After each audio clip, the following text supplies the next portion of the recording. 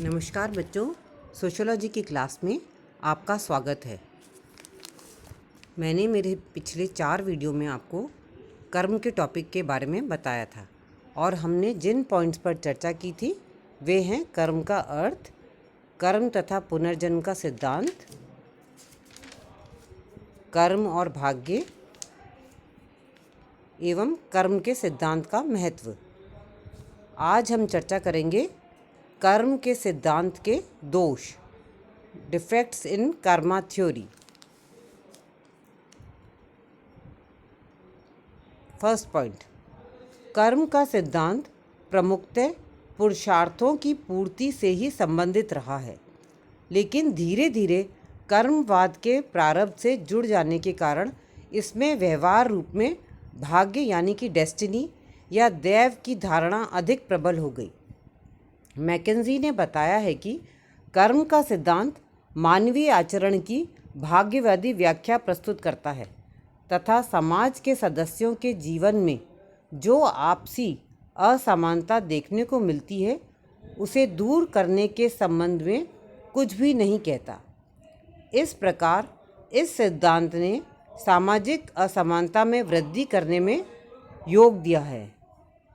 Second point, कुछ लोगों का कहना है कि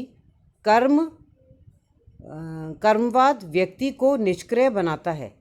जब सब कुछ पूर्व जन्म के कर्मों, प्रारब्ध या भाग्य पर आधारित है तो इस जीवन में व्यक्ति के लिए कार्य हेतु तात्कालिक प्रेरणा क्या है। व्यक्ति साधारणतः यह सोचता है कि किसी कार्य को करने से उसे क्या लाभ मिलेगा। यदि इस जीवन में किए गए कर्मों का फल आगामी जीवन में मिलेगा तो ऐसी स्थिति में व्यक्ति के प्रयत्नों में शिथिलता का आ जाना संभव है। थर्ड पॉइंट, इस सिद्धांत की आलोचना के रूप में यह भी कहा जाता है कि इसमें पारलौकिक जीवन को लौकिक जीवन की अपेक्षा अधिक महत्व दिया गया है। अच्छे कर्मों के द्वारा व्यक्ति को मोक्ष प्राप्ति का प्रलोभन दिया गया।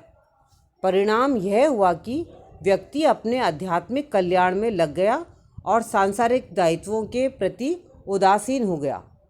इस प्रकार कर्म के सिद्धांत ने भाग्यवाद को प्रोत्साहन दिया और भौतिक प्रगति में बाधा पहुंचाई।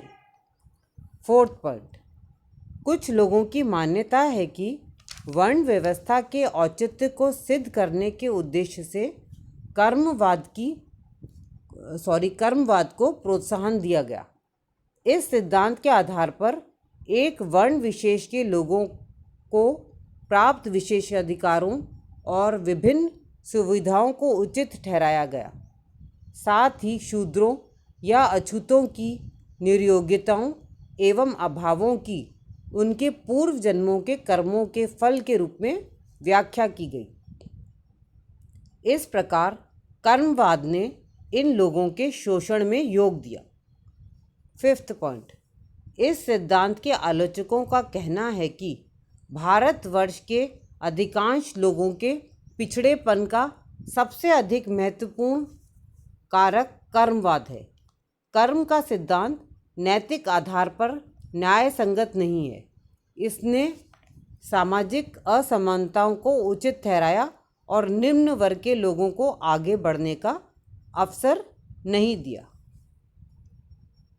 कर्म टॉपिक यहीं समाप्त होता है। Thank you.